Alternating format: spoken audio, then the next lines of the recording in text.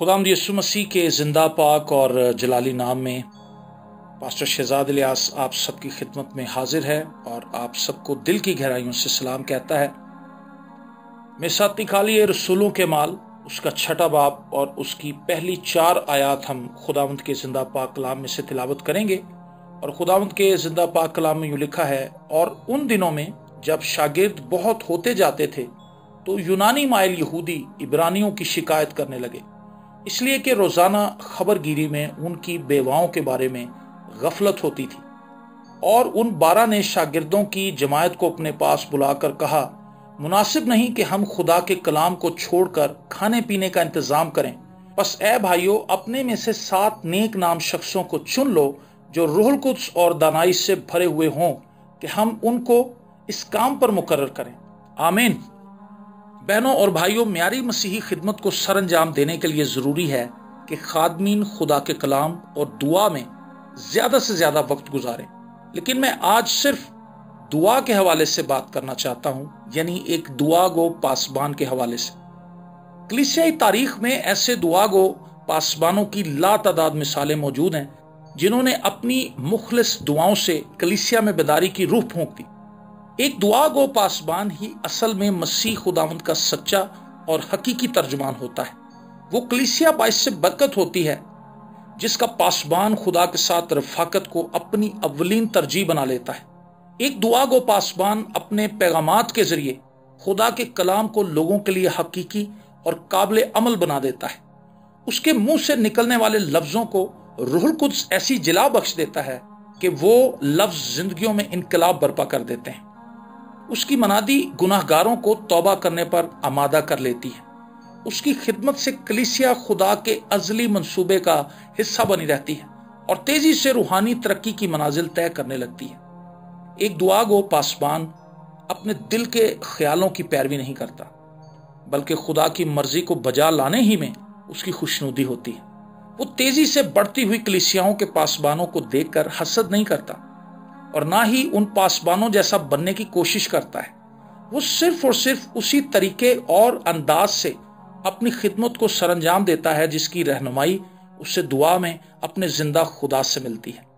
فی زمانہ ایسے بہت سے خادمین ہمیں نظر آتے ہیں جو خدا کی بجائے کامیاب خادموں کی تقلید کر رہے ہیں۔ وہ ان جیسی گفتگو کرنے لگتے ہیں، ان جیسے لباس زیب تن کرتے ہیں، انہی کی طرح سوچنے کی ناکام کوشش کرتے ہیں۔ چلیں، اگر وہ ایسا کرنے میں کامیاب ہو بھی جائیں تو بھی ان کی خدمت پھل سے خالی رہے گی۔ ان کی خدمت میں کوئی پھل نہ ہوگا، کیونکہ انہوں نے اپنی خدمت کے لیے اعلیٰ ترین معیار یعنی خدا کو چھوڑ کر کم ترین معیار یعنی آدمیوں کی پیروی کو اپنا لیا ہے۔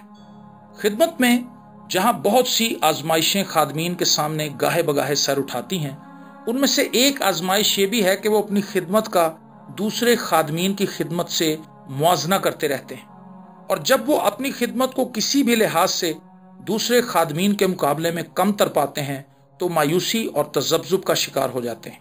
اور یہی وہ مناسب موقع ہوتا ہے جس کا فائدہ اٹھا کر شیطان انہیں اکساتا ہے کہ وہ انسانی ذرائع استعمال کر کے اپنی خدمت کو پھیلائیں اور ایک کامیاب اور مشہور پاسبان بن جائیں۔ یہ ایک ایسی آزمائش ہے جس میں کوئی بھی خادم بآسانی گر سکتا ہے، لیکن فقط ایک دعا گو خادم ہی ایسی آزمائش پر غالب آ سکتا ہے۔ وہ اپنے سے زیادہ کامیاب خادموں کی پیروی کرنے کی بجائے ان کے لیے سنجیدگی سے دعا کرتا ہے کہ وہ اور زیادہ کامیابی سے خدا کی خدمت کو سر انجام دیتے رہیں، اور وہ اپنے لیے دعا کرتا ہے کہ خدا اس کی رہنمائی کرے کہ خدا اس کے لیے مستقبل میں کیا منصوبہ رکھتا ہے۔ ایک دعا گو پاسبان کا مقصد لوگوں میں مشہور ہونا نہیں، بلکہ خدا کی نظر میں مقبول ہونا ہوتا ہے۔ وہ خداوند کی پیروی کو اپنی کامیابی سمجھتا ہے۔ اس کے وسیلے سے خدا اپنے جلالی کاموں کو ظاہر کرتا ہے۔ اس کی خدمت کے وسیلہ سے لوگ دعا کرنے کے لیے ابھارے جاتے ہیں اور شخصی، خاندانی اور کلیسیائی دعائیں فروغ پاتی ہیں۔ اس کی خدمت لوگوں کو تسلی اور امید بخش دیتی ہے۔ اس کی باتوں سے اس کے خداوند کی خوشبو آنے لگتی ہے۔ اس کا منہ حکمت اور معرفت کی باتیں اگلتا ہے۔ وہ سب چیزوں سے زیادہ خدا کی حضوری میں حاضر ہونے کی کوشش کرتا ہے۔ وہ خدمت میں خدا کے کلام سے محبت اور دعا کے ذریعے اپنے خالق خدا سے رفاقت کو ایک ڈھال کی طرح استعمال کرتا ہے۔ ایسی مضبوط ڈھال کے ہوتے ہوئے شیطان کے سارے ہتھیار اس کے خلاف بیکار ہو جاتے ہیں۔ ہاللیلویا، خداوند کی تعریف ہو۔ شیطان کو اس سے فرق نہیں پڑتا کہ کسی خادم کے پاس کتنی بڑی چرچ بلڈنگ ہے یا اس کے پاس خدمت کے لیے کتنے وسیع وسائل موجود ہیں۔ شیطان کو ایسی چیزوں سے خوشی ہوتی ہے۔ وہ خادموں کو یہ باور کروانے کی کوشش کرتا رہتا ہے کہ پورے علاقے میں سب سے بڑا چرچ تمہارا ہے اور خدمت کے لیے ہر جدید سہولت تمہارے پاس ہے۔ شیطان کے لیے سب سے بڑا مسئلہ دعا گو خادم ہے۔ وہ جانتا ہے کہ ایک دعا گو خادم ایسی ڈھال ہے جو اس کے ناپاک منصوبوں کو کلیسیا میں پورا نہیں ہونے دے گی۔ لیکن یہ بات بڑے افسوس سے کہنی پڑتی ہے کہ آج خادم سب کچھ کرتے ہیں لیکن دعا نہیں کرتے۔ شیطان نے دعا کو ان کی نظر میں اتنا حقیر بنا دیا ہے کہ انہیں محسوس ہوتا ہے کہ وہ سب کچھ جو وہ اپنی حکمت، منصوبہ بندی اور اپنی لیاقت سے کر سکتے ہیں، دعا سے ایسا ہونا ممکن نہیں۔ حیران کن بات ہے، خدا کی خدمت کے کام میں خدا کے خادم خدا کے علاوہ ہر کسی سے مدد مانگنے کے لیے تیار ہیں۔ جب کلیسیا کا پاسبان دعا نہیں کرتا تو وہ اپنی کلیسیا کو شیطان کے ہاتھوں پٹنے کے لیے چھوڑ دیتا ہے۔ سیموئیل کی پہلی کتاب اس کے 12ویں باب کی 23ویں آیت میں لکھا ہے، خدا نہ کرے کہ تمہارے لیے دعا کرنے سے باز آ کر خدا کا گناہ گار ٹھہروں۔ دیکھیں یہ کتنی سنجیدہ بات ہے۔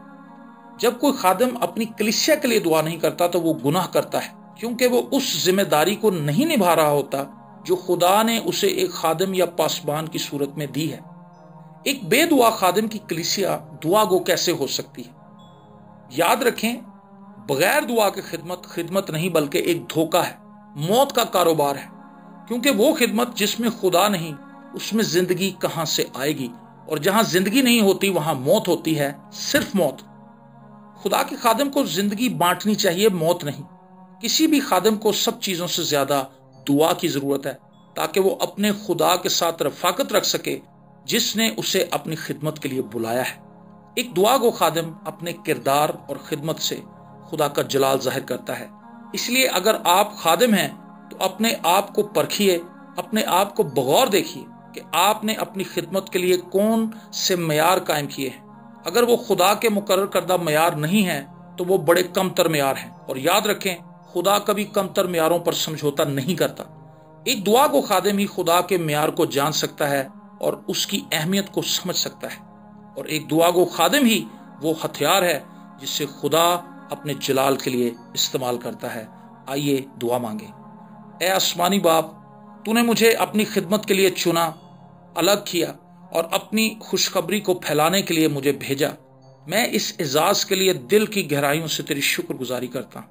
مجھے فضل بخش کہ اس خدمت کو سر انجام دینے کے لیے میں ہمیشہ تیری منصوبہ بندی اور تیرے وسائل پر تکیہ کر سکوں۔